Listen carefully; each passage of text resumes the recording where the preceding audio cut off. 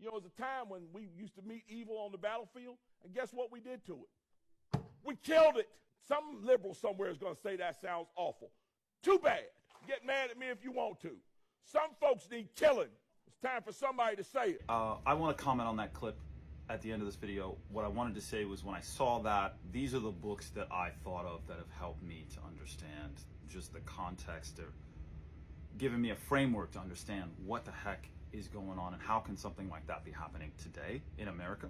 The first one is On Tyranny by Timothy Snyder, 20 lessons from the 20th century. And this is him, this is a historian going over, hey, look, these are the things that we've learned from the Holocaust, from World War II and the rise of the Nazis. These are 20 different things that we can do to prevent that same thing from happening in our own country.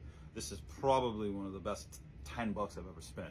Very quick read, and I think some of the suggestions in this book has inspired me to become a book talker.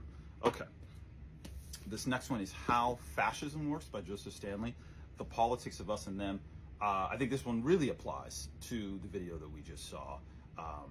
Okay, the next one, Jesus and John Wayne, How White Evangelicals Corrupted a Faith and Fractured a Nation. And this one, the basic premise is that the evangelical Christianity that you see now really is based more on John Wayne and the Western mythologized cowboy hero than they are on Jesus Christ, the Jesus Christ of the Bible. Okay, really amazing. This one, The Twilight of Democracy by Anne Applebaum, The Seductive Lure of Authoritarianism. This one really deals with what's been going on in Eastern Europe in the last 10, 15 years, and it's really, really well done and fascinating.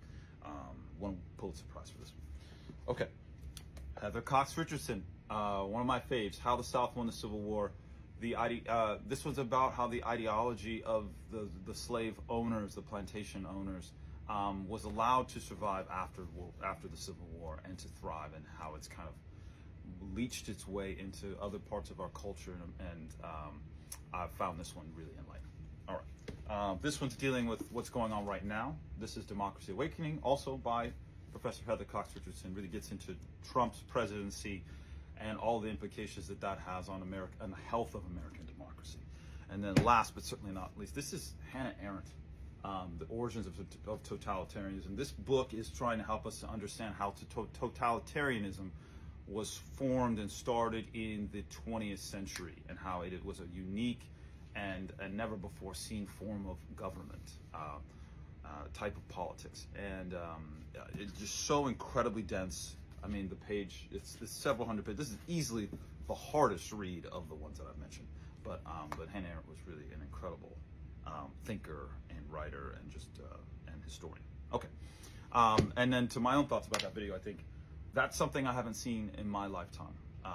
Maybe people have said that on stage, running for office, but I think that marks, there are these things that are happening, and I think it's important for us to talk about them, that things are happening right now that are showing us the health and wellness of our democracy, of our union together, that we are in some ways moving forward, but in obviously some ways moving backwards. To have someone call for violence like that against whoever that you happen to think deserves that is incredibly terrifying. And we have to remember, if we look back at history, that violent acts that are committed against people are talked about first. That's really the thing that I thought of when I saw that clip, was just that violent acts that we read about in history, you know, especially against large groups of people, are talked about first. You have to rationalize them first. You have to find a mythology to harken back to. He says, you know, in the clip, part of that clip, he says, back when we used to know how to deal with these types of people, we would just, and so his justification is this mythological past. And that's how the Nazis worked. They harkened back to a mythological past that never existed. That's one of the origins of kind of how anti-Semitism works. All of these different things is like, you gotta have a mythologized past. You harken back to that. It justifies violence against certain groups now. That's all of that is in that one little clip.